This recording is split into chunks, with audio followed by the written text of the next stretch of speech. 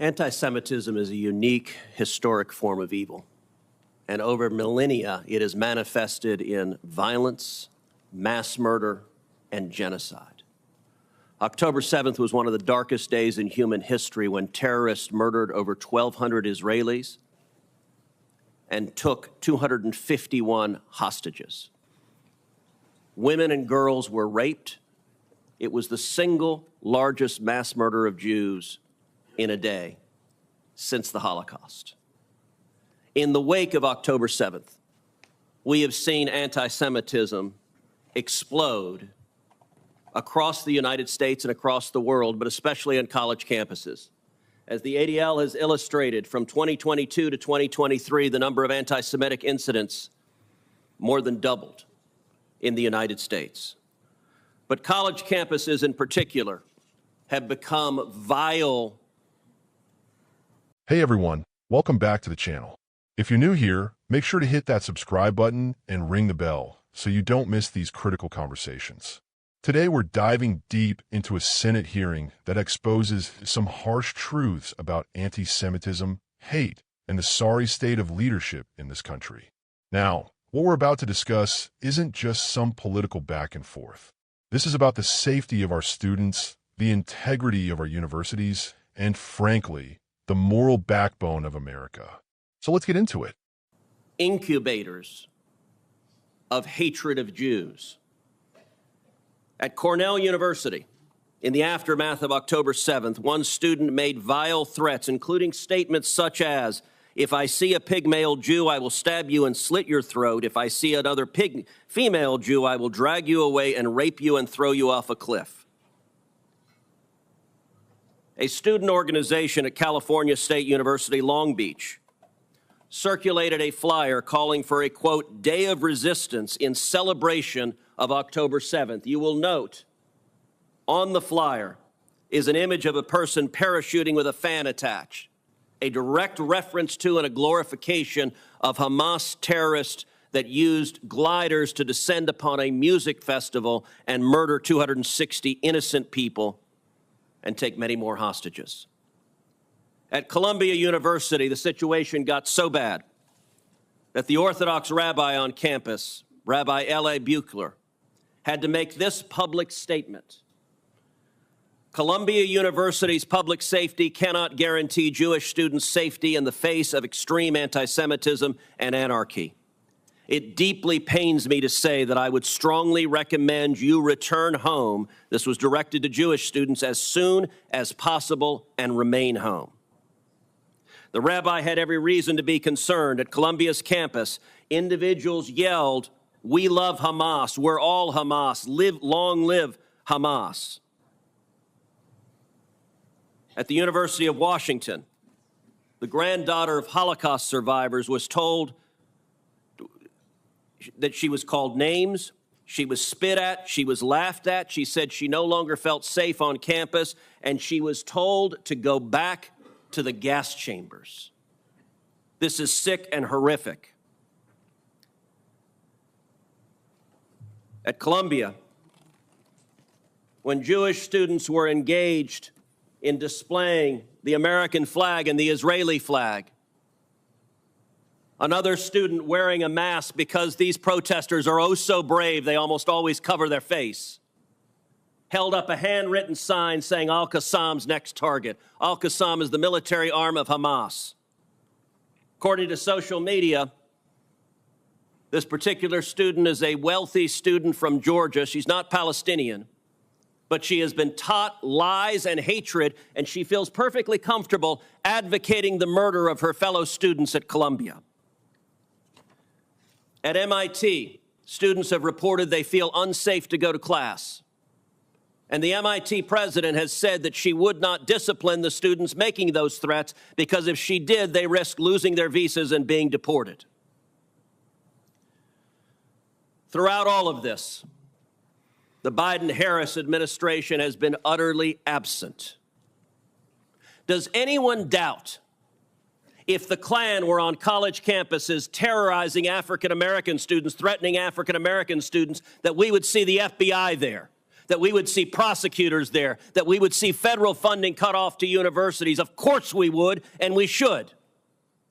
But when it comes to anti-Semitism, the Democrats have a problem. I would note, this is occurring in blue states with blue governors because the Democrat Party is terrified of the pro-Hamas wing of their party. In states like Texas and Florida, we don't allow this. At the University of Texas, when violent protesters threatened Jewish students, police officers arrived and arrested them. That's what happened when you enforce the law. Every Republican member of this committee asked the chairman to hold a hearing on anti-Semitism in February. And yet we don't get a hearing on anti-Semitism. We get a hearing generically on hate because this administration, and this is the kind of anger and hate that is encouraged. You're now seeing the hate manifesting right here. Interestingly enough, Please, the committee will come to order. The senator is recognized to finish his remarks. So we now have a demonstration of anti-Semitism. We have a demonstration of the hate. Rabbi Goldfelder, let me ask you, has the Biden administration cut off the funding of any of the colleges that have allowed this hate? Have they indicted anyone for funding these violent protests? Have they indicted the people paying for the matching tents? Or have they sat there silently, and have the universities sat there silently while their students are terrified to go to class? They have not indicted anyone.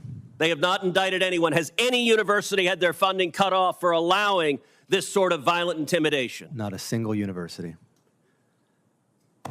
I can tell you this. Next year, if there is a Republican expired. majority on this committee, you will see real leadership. And next year, if there's a Republican administration, you will see people prosecuted for this sort of violence. This is being tolerated with the looking away, the blind eye being turned from this administration and this Department of Justice. And it is utterly disgraceful. And under Title VI, any university that allows this should have their funding cut off. Senator's time has expired. I would make a note for the record.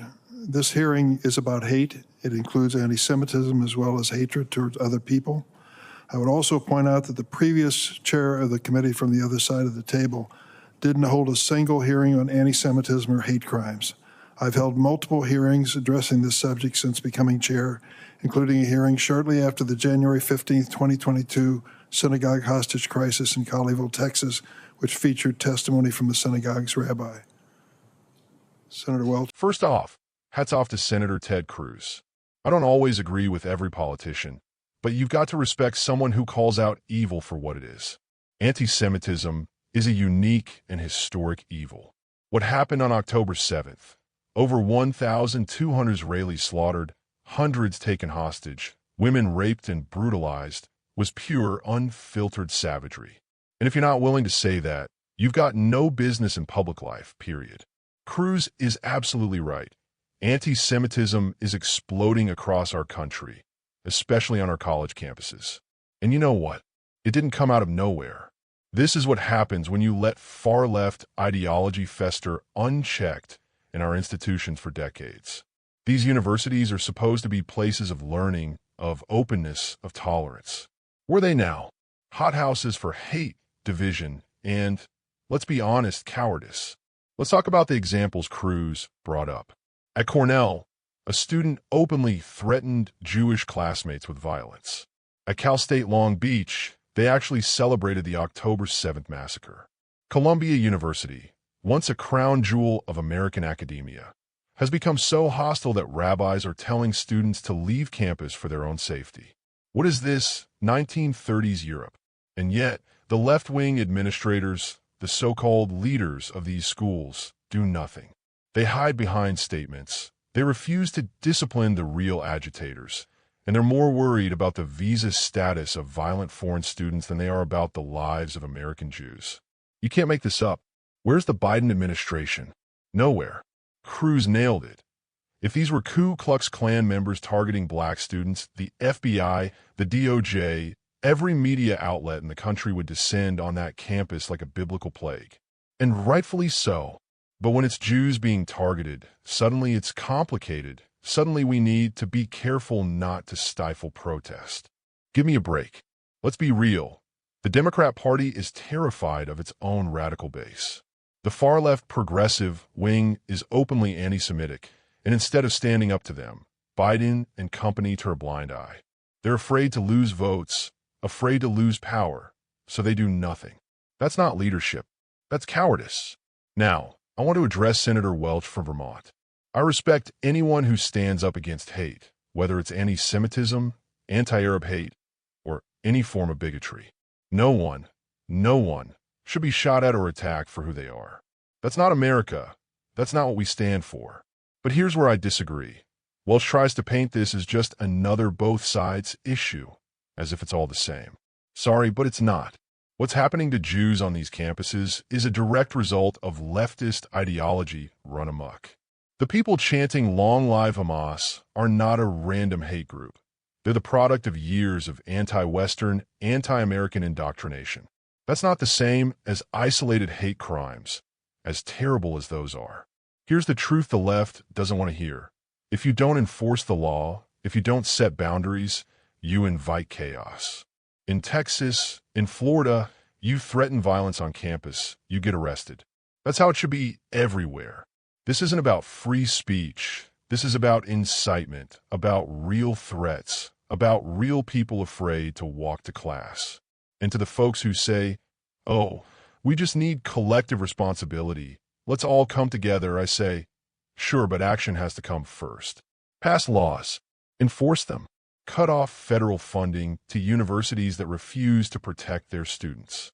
Prosecute the people who bankroll these mobs. This isn't complicated. It's about basic justice and decency. So what do, patriots? Demand accountability. Call your representatives. Demand they cut off federal funds to any university that tolerates hate, no matter who it's aimed at.